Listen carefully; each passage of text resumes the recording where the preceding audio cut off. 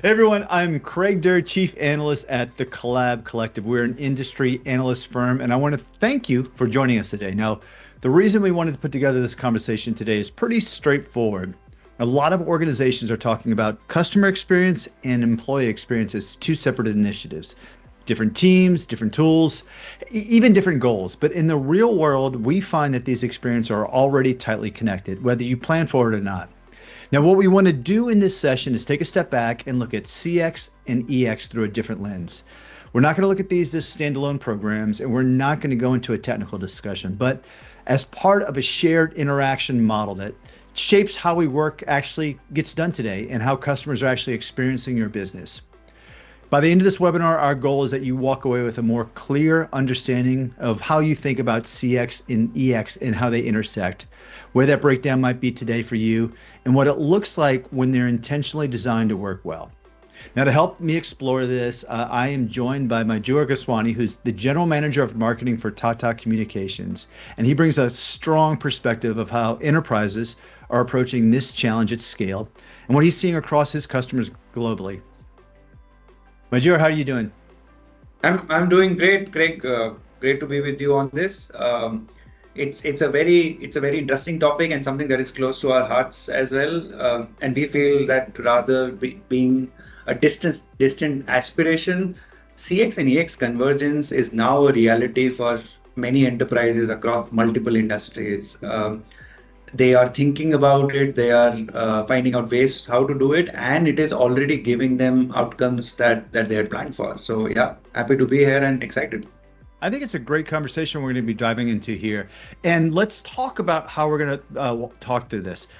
The first question is why? Why should these ideas converge? And it's one of the things I think that we can talk off in the very beginning.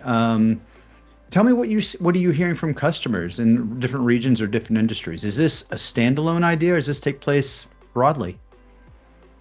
Yeah, according to what we are hearing from customers, the boundary between CX and EX, if it has not all disappeared, it is thinning down pretty fast, and there is inherent logic in it. Every customer interaction is powered by an employee experience or moment behind it, and every employee interaction is influenced by the customer promises that brands must keep, right? Right. Yet many organizations still manage these or treat these as two parallel priorities supported by different teams, different systems, data, leadership, culture, etc. And that is becoming a bottleneck for them in terms of their business outcomes. So it makes sense. Yeah.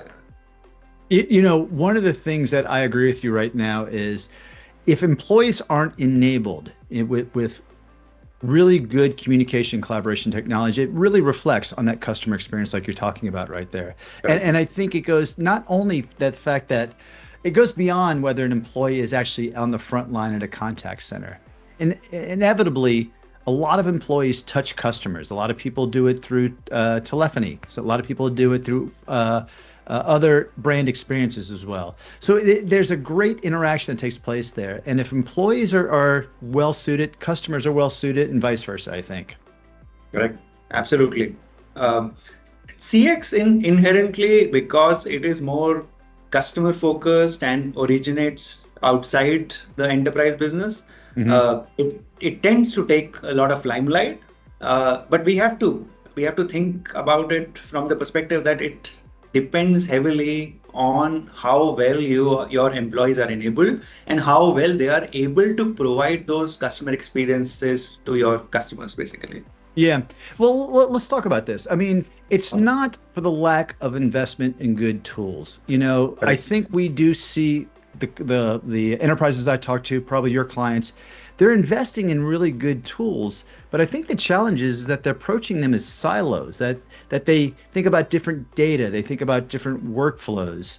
Is this common for these systems not to talk to each other? Yeah, pretty common. It you wouldn't think that, but it is. And it stems from the fact that sometimes even one team in CX and the other team in EX don't have visibility even to the kind of tools that each of them are using. to the kind of data that they are sitting on, which is, like you said, not talking to each other. Uh, it's it's that boundary wall that has been set up in a way in which they are operating in silos, both in terms of the tools that they work on, in terms of the departments that they have, the KPIs that they are accounted for, uh, and it's costing them a lot of friction. Oh, I mean, absolutely. And so I think, from what I see, it's almost like a governance problem. It's not a technology problem. It's Maybe even a culture problem. yeah, exactly. It's exactly Yeah. that. And it's almost as if there's no single point of control for that full journey that's taking place there. And I think that the problem is some people immediately turn to the technology, but it's not a rip and replace problem. I think it has more to do with this bringing coherence to what you already have. Absolutely, absolutely. And you know, from an employee perspective, switching between multiple systems, tools, platforms to just serve the same set of customers is causing a lot of this friction. Right. Now, also think of it from a customer perspective. When I have to repeat myself as a customer, or I have to go through the same things again and again when I'm talking to different people, tools, platforms, bots, whatnot, it makes me feel unheard. It makes me feel frustrated, and it basically slows down your resolution rates. It increases your average handling time. There are the your NPS scores dip and whatnot. All of that Yeah. is interconnected. It's not a CX problem at the end of it. No, it's not. I agree with you. Well, here's a great way I think people should start thinking about it. Let's talk about KPIs and governance then across CX and EX. And I think we can kind of show why, if people have shared metrics, that they drive alignment from IT to CX to HR teams, they can actually get a lot more out of their existing tools that they invested in.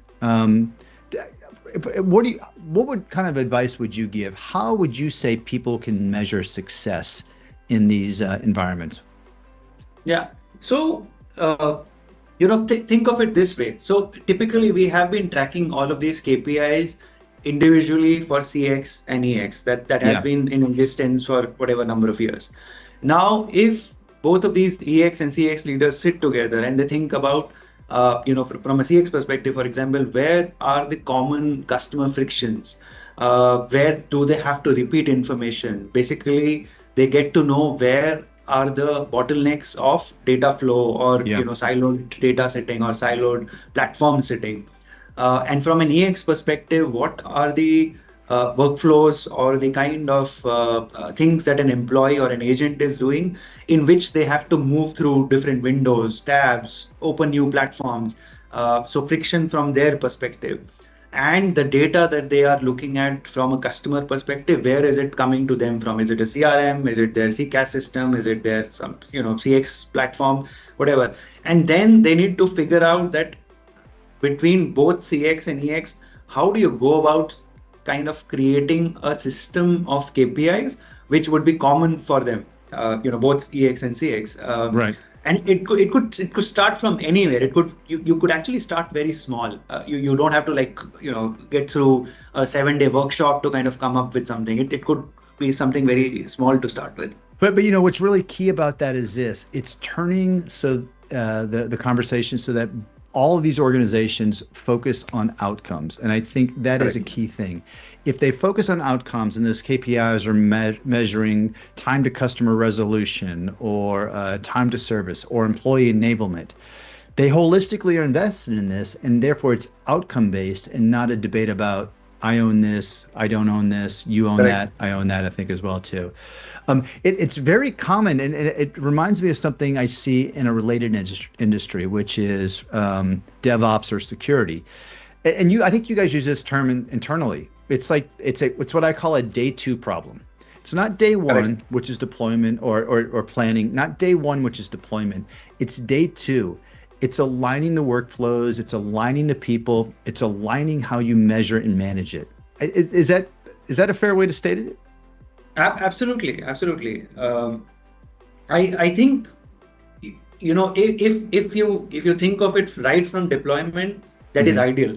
But if not, and you're thinking about it later on, because that's where most of the enterprises would sit currently, that's perfectly normal. I, I think when they have to first agree that there is a problem, a bottleneck, a friction point, Right. which needs to be addressed, and then based on multiple number of research available in the market and the work that we have done with some of our prominent customers, they have seen significant impact on shortening their handling times, cutting escalations, increasing their customer experience score, reducing their cost actually, which is significant. Just because a service agent is more empowered, the customer is spending less time with them to get things done. Yeah. Your AI works better because data is coherent, everything is in one place. You get to know more insights about a certain customer. Employee feels more empowered. All of that happens. There's a lot going on there. This shared learning with right now. Yeah. So what we do as a part of our digital fabric, actually, Craig, is we have an interaction fabric, and that's where we have started to think of interactions as customer interactions and employee interactions. We Ah, don't differentiate between them in terms of CX or EX. To us, all of that coherently comes together to form that interaction fabric, which we empower for our customers. Now, on one side of it, of course, is the CX part, which is taken care of by our customer interaction suite. hmm. And then on the other hand is the employee experience, which is taken care of by our employee interaction suite. And they work jointly together. So, experiences not just for employees, customers, but partners, agentic experiences delivered through bots, all of that working together in terms of a single platform, unified data, services like you manage, which is one of our strong suite. We can create things with our enterprise customers, and that's a lot of demand that comes from them as well. In terms of what I want to achieve through this deployment, Right. what kind of unified view of interactions I want, what are the actionable insights that I'll get from a business perspective as well, things that an employee and agent can work on. And all of that, kind of also leads into the automation part of it. So AI driven automation cannot successfully work until and unless all of these things come together in terms of data, in terms of platforms, integrating with each other, talking to each other, which we all set up for them. And like you said, we have been doing this for some time now, and it has given fantastic results to the people who have been looking at this for some Right. time now. And it's not a rip and replace. I mean, you guys do this across multiple platforms, like Microsoft Teams, WebEx, Absolutely, absolutely. RingCentral, So I think is another one too, as well, right? yeah, I so mean, so this is across our CX platform, CPaaS, CCaaS, AI platform, UCaaS platform, everything actually. I actually spoke to a colleague of yours in another webinar, and we actually talked about the global footprint as well. I don't want to get off topic, but the fact that not only within that employee and customer experience, but on the back end, you guys are able to help manage regulatory concerns, Absolutely. telephony connectivity, and things like that too. But I'm getting off topic there. I don't want to go too far, but it's very close to something we talked about before. Yeah, One no, of those and I key, think I think it's absolutely necessary when you yeah, are thinking about unified experiences, yeah, and you're thinking of it right at the architecture level. It builds resilience in your whole uh, architecture. See, because context is shared, because you can pivot faster during disruption if there is any. Even if there is a scale challenge in terms of a sudden spike in support volume or workforce shift or whatever, it's very easy to kind of look at it and make sure that you are ready for whatever comes your way. Interesting. And that takes place not only across some of these regulatory concerns, but security, trust. You guys actually have a really interesting fraud prevention Correct. offering as well, too, right? Tell me about that for a moment. So, think of it this way. Both from a voice and messaging perspective, we are our employees or agents would be talking to our end customers, and they are, and there is a lot of fraud activity going on in most of these markets right now, right? To make sure that your end customers, like an enterprise's end customers, have a view to not only address a fraudulent activity but prevent them before it actually happens. That's where we come in, Hmm. because of our the global work that we do with carriers Right. across the world. Uh, we know when there is a spike in some kind of voice data. Hmm. We know when there are certain deviants in the SMS or messages that are getting sent, and we have systems built in which will have a trigger warning sent out. There would be things around where either an AI can take action, or it can point out to a human decision maker to look at things and make sure that there is nothing wrong going on. You can also set in things around saying that when this kind of a spike or deviance happens, it automatically stops everything, and then until and unless a human verifies that it was a negative, it doesn't start again. Wow. I mean, the way that you're describing this, it seems apparent that this isn't looking at security as a add-on to Absolutely. what it is. I love the term fabric because I get this idea of being woven from the beginning. There's from the interaction part that you're doing, this is something that is integrated down to the thread level of that offering, it seems like. I love that. I love that visual. Absolutely. So we think of this as, and we that's what we propose to some of our customers as well.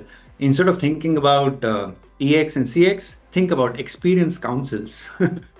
You could have cross-functional teams in this council who are from EX, CX, IT, operations, HR, Right. whatnot, and they are looking at one common goal, one common set of KPIs, one common governance rules, whatever, and it all gets aligned. You know, I love this. I mean, we're kind of, I think we're going through this methodically, but if I take a step back right now, we're really Sure. kind of reframing a conversation. And I like how we're doing this. You and I spent a time here talking about how do you measure success? Well, first of all, you should be measuring success together. We spent Correct. time talking about getting the tools out of these silos and kind of blending this into an integrated journey. I love this last part because it's very important, although it may not be the most prevalent to the end users, but to the IT administrators and the business owners and stakeholders is important. Security, fraud, data sovereignty, all these things that are integral, especially when you're combining these very core business functions. Correct. I think we're doing a good job of reframing this, and hopefully the audience is picking up on this idea of why these two technology suites need to be working together. Absolutely, absolutely. And from an operational or tactical perspective, and that's how many of our customer conversations start. Is okay, I agree, all of this is great. Where do I Mhm. start? Right? So I say, so what are some of those steps? How would you advise them to start then? Yeah, correct. So basically, there are three or four elements that you need to kind of start on with. First of all, which I think is one of the easiest ones, but a lot of support needed for these guys from the IT team, operations team, etc., is connecting the data. Mm. If your data is coherent, unified, then that forms the backbone of everything that you will do in that EX and CX convergence, right? Without that data, most of this convergence will be impossible. So start there, I would say. Okay. Second might be, look at your journeys, map them together. There is a customer journey, there is an agent journey. Agent is working on a customer journey, and where they are intersecting. Think of things like onboarding, order fulfillment, claims handling. Yeah. These are the usual suspects when you think about all of these customer and experience journeys coming together. And when you map these journeys, find out which are the most friction points in these journeys, in these Right. use cases. That's where that's the lowest hanging fruit for you. You don't try to boil the ocean, is what I typically suggest to these guys. Try to think of those. Take one use case of, for example, let's say onboarding, for example. Okay. Just take that one use case, do something there, look at the journeys, look at the data, converge everything together, look at what the outcomes are, Hmm. and then do it for something else.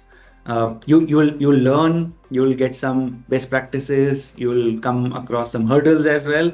But if you have set those initial KPIs and then you're measuring the total experience, which is a combination of EX and CX, then basically you have what you wanted to, and then you basically scale from there. And that's perfect. And then we kind of get into what we call the day two ideas, right? The Correct. ongoing governance, training, and buy-in that you need to get from your employees, from even your customers on these journeys of how to interact with your brand, with your business, I think. Absolutely. Yeah. It's a great model, I think there. Now, of course, Tata Communications can help you with these starting points, right? This is something you don't have to Absolutely. take on by yourself or alone. You've got a trusted guide who's got lots of experience to do this. How would someone interact or engage with Tata to understand more about this? Sure. So, I think the best place to start is to kind of look at our website, tatacommunications.com. If you go there, you'll find under products the interaction fabric that we have. And all the different offerings, resources will be available there. There's always a contact us button there. You go there and somebody will reach out to you. You can also find me or some of the other leaders on LinkedIn and reach out to us, and we'll be happy to help as well. You've got some great content out there. I've been following you for a bit, so I really appreciate it. Well, good. Well, I think we've covered this topic. I want to appreciate you inviting me to this conversation because I can share insights that I see from my point of view, which is kind of the outside in, but I think you're right there in the heart of these conversations with the customers. And I love what you're sharing to the people who might be viewing this webcast. So thank you for your time. I Absolutely. appreciate it. Yeah.